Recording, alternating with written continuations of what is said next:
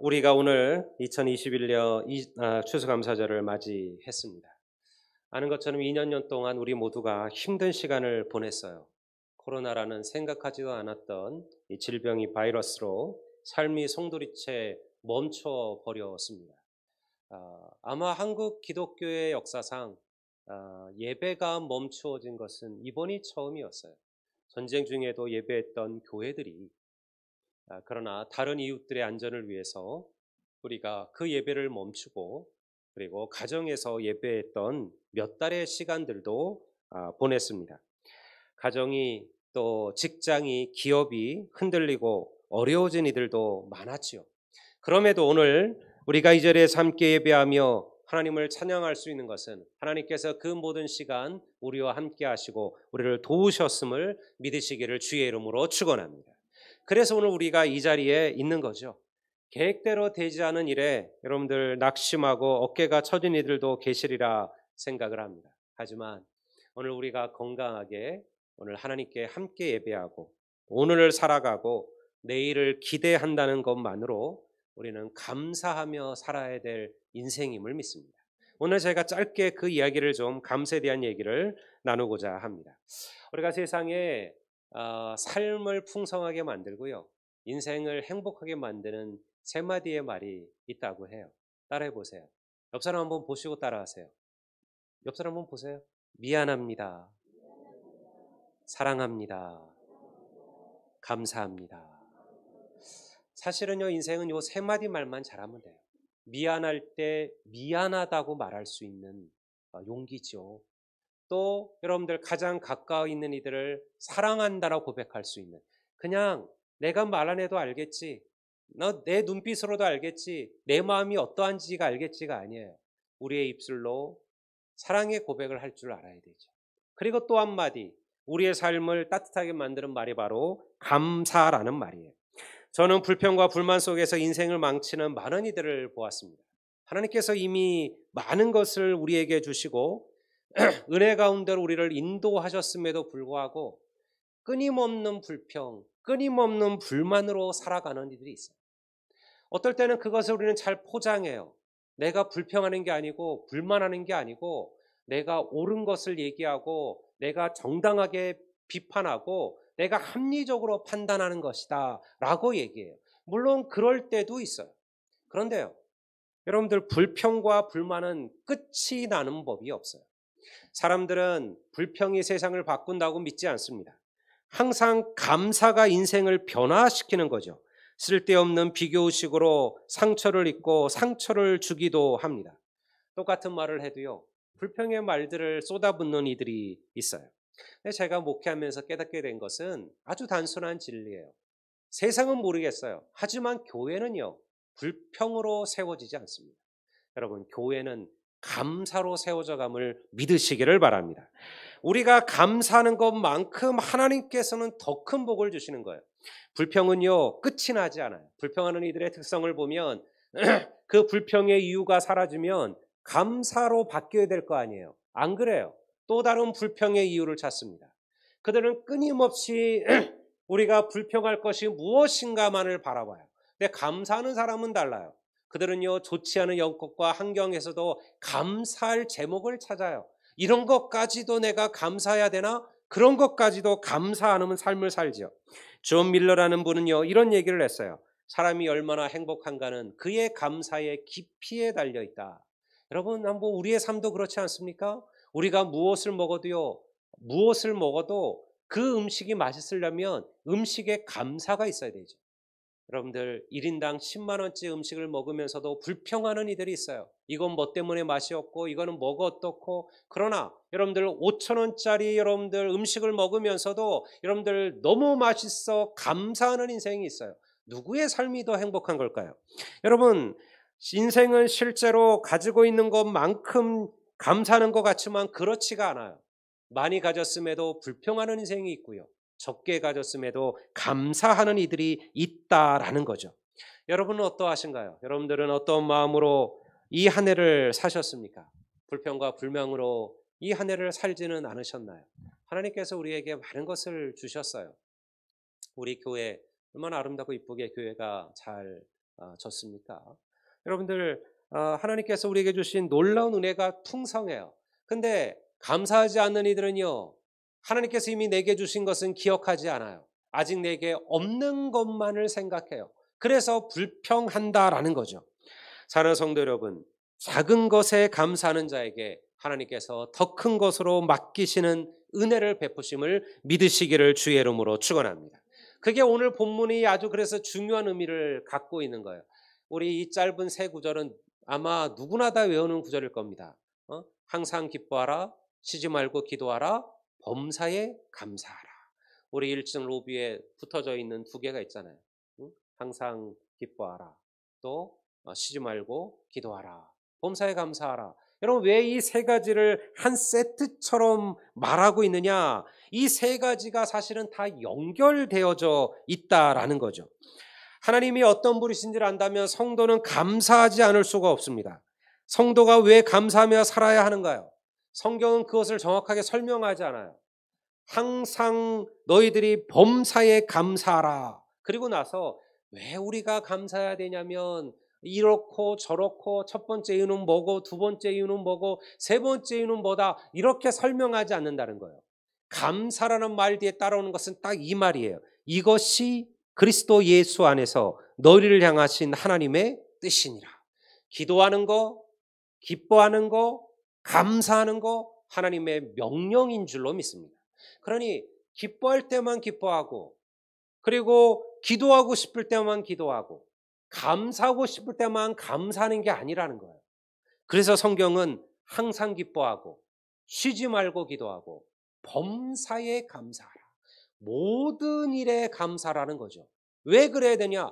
하나님께서 그렇게 하기를 명령하셨다라는 거예요. 이게 하나님의 뜻이라는 겁니다.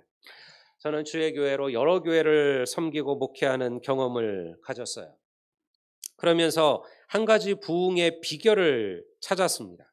그것은 아마 저만 찾은 게 아니라 오늘 교회를 목회했던 모든 목회자들이 공통적으로 아는 이야기일 겁니다. 어떤 교회가 부흥하고 어떤 교회가 하나님의 합한 교회고 어떤 교회가 하나님을 기쁘시게 하는 교회일까? 간단해요. 여러분, 감사하는 교회가 하나님의 마음에 합한 교회임을 믿습니다. 저는 불평과 불만으로 쌓인 교회가 부흥하는 적을 본 적이 없어요. 이상하게도 불평과 불만은 금방 전염이 돼요. 그래서 여러분들, 누구 한 사람이 불평하면 거기에 불평이 떠오른 사람들이 덧붙이기 시작을 해요. 그래서 순식간에 불평과 불만의 말들이 흘러가게 마련입니다. 제가 항상 우리 교회를 이야기할 때 칭찬하고 축복하고 격려해라. 여러분들, 우리 교회가 여러분들이 누군가를 전도하고 싶고 누군가를 교회로 인도하고 싶고 누군가에게 하나님을 전하고 싶다면 여러분, 먼저 교회를 칭찬하고 목회자를 칭찬하고 성도를 칭찬하시기를 주의 이름으로 축원합니다. 성도가 교회를 비난하고 성도가 교회에 불평을 쏟아내는다면 세상에 누가 그 교회를 나올까요? 누가 그를 통하여 전도가 될까요? 그런 교회는 없어요. 여러분, 감사를 모르는 성도가 축복받는 법은 없어요. 감사는 하늘의 축복의 문을 여는 열쇠와도 같아요. 아까 말한 것처럼 하나님은 감사하는 자에게 더 큰 거를 맡기는 거예요. 이거밖에, 이렇게 얘기하지 마시라는 거예요. 하나님께서 이만큼이라도 내게 주신 것을 감사한다면 하나님께서 그 작은 것에 채우고 채우시는 복을 허락하시더라는 거예요. 감사는 명령이죠. 왜 우리가 감사하며 살아야 될까요? 감사는요, 자신을 돌아보게 합니다. 감사는요, 다른 이들을 용서하게 하죠. 어려운 가운데도 주님을 섬기는 이들의 감사를 잊어버리시면 안 돼요. 항상 우리는 우리의 헌신, 우리의 충성, 우리의 섬김은 생각하지 않고 다른 이들을 너무 쉽게 판단하고 그리고 다른 이들에 대한 말들을 쏟아부을 때가 있어요. 제가 교회를 해보면 여전도 애들 가운데 식당 봉사하다가 상처 붙는 분들이 간혹 계셔요. 수고함에 애쓰미 아침부터 와가지고 음식을 준비했는데요, 그 음식을 먹는 이들이 불평을 해요. 이거는 맛이 없고, 이건 짜고, 이거는 별로고, 이거는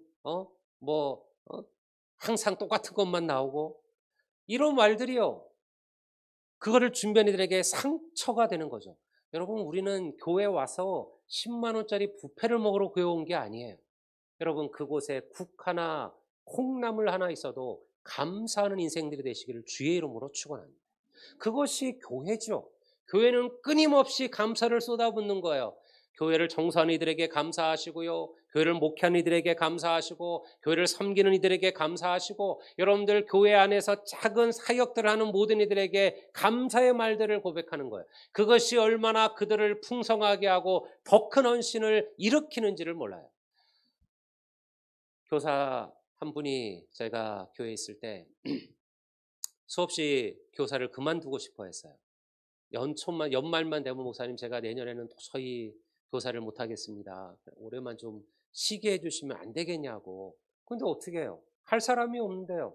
당장 그 아이들을 양육할 사람이 없는데요. 그러니까 1년만 더 해달라. 1년만 더 해달라. 그래가지고 이렇게 몇 번을 부탁을 했어요. 근데 어느 날 이 성도가 기쁨으로 저를 찾아와서, 목사님, 제가 내년에도 주일학교 교사를 하겠습니다. 그러는 거예요. 왜 그러냐 그랬더니, 어떤 주일학교의 그 젊은 엄마가 조그만 메모지에다가 편지를 써서 보냈다는 거예요. 선생님께 얼마나 감사한지 모릅니다. 우리 아이를 가르쳐 주시고 하나님의 말씀을 전해 주시고 우리 아이가 하나님을 섬길 수 있도록 잘하는 아이로 세워주셔서 진심으로 선생님께 감사합니다. 딸랑 메모지 한 장, 선물도 없어요. 그냥 메모지 한 장. 근데 이분이 감동을 받은 거예요. 아, 내 수고, 이 어려움을 누군가는 기억하고 있고 누군가는 감사하고 있구나. 그러면 내가 이 일을 어찌 그만둘까? 단 한 사람이라도 나에게 내 수고를 알아주는 이가 있다면. 여러분, 이것이 교회 아니겠습니까? 여러분, 하나님의 교회는 모든 일이 수고하여 이 자리에 서게 되는 거예요. 여러분, 그러니 감사야말로 교회를 넉넉하게 만드는 거죠. 감사가 풍성한 교회가 될 때 우리의 삶도 풍성한 열매를 거두게 될 것을 믿습니다. 우리 교회는 아직 믿음의 거목들이 부족해요. 교회가 오래된 교회가 아닙니다.